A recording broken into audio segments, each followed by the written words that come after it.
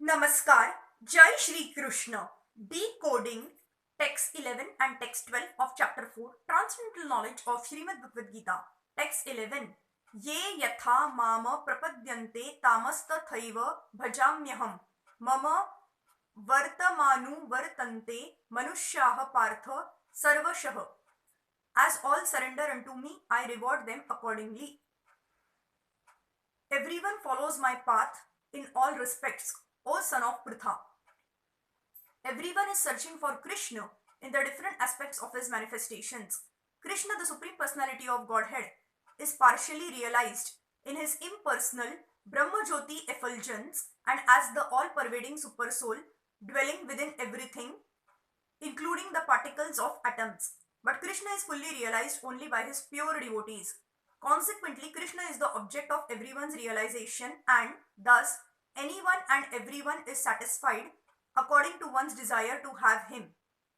In the transcendental world also, Krishna reciprocates with his pure devotees in the transcendental attitude just as the devotee wants him.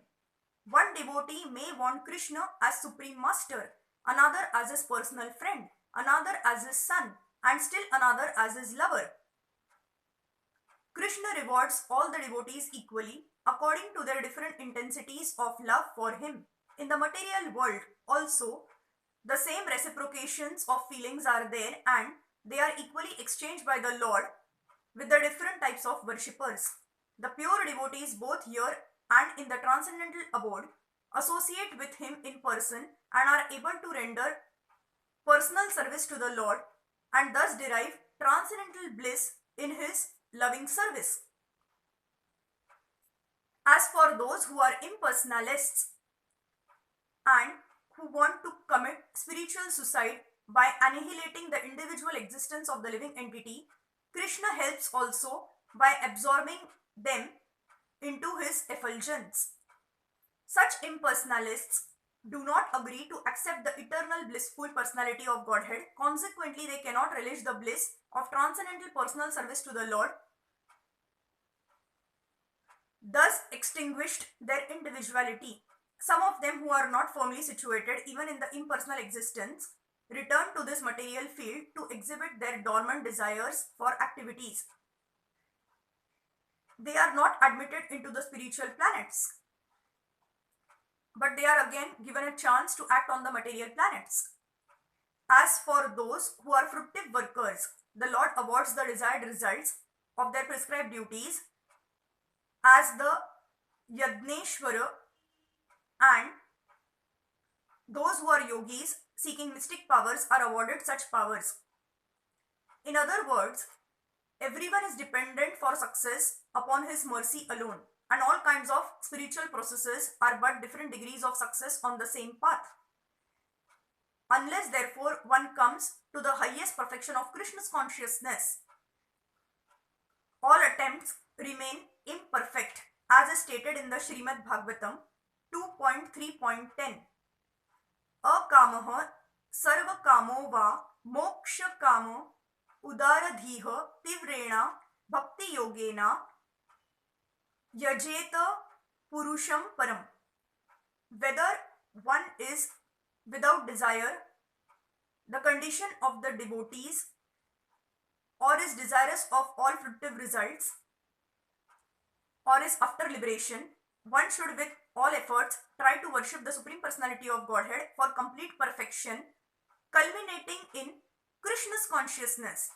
Text 12.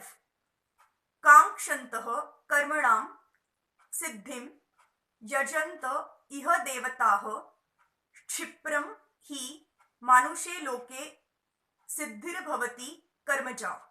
Men in this world desire success in fruitive activities and therefore they worship the demigods. Quickly, of course, men get results from fruitive work in this world.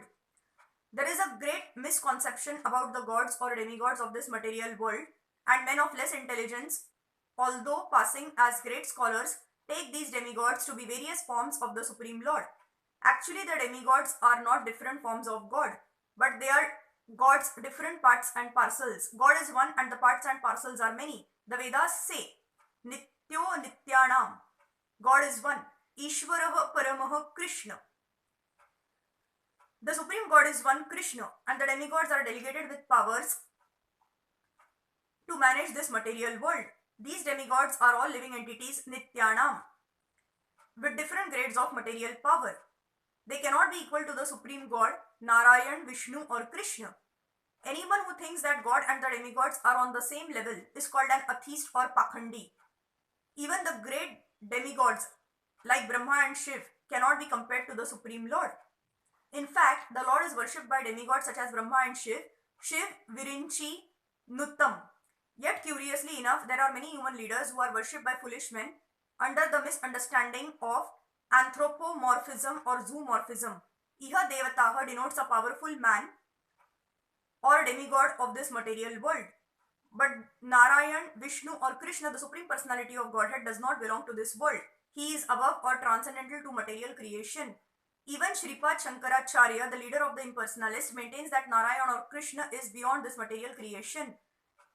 However, foolish people, Rutadnyan, worship the demigods because they want immediate results. They get the results, but do not know that results so obtained are temporary and are meant for less intelligent persons.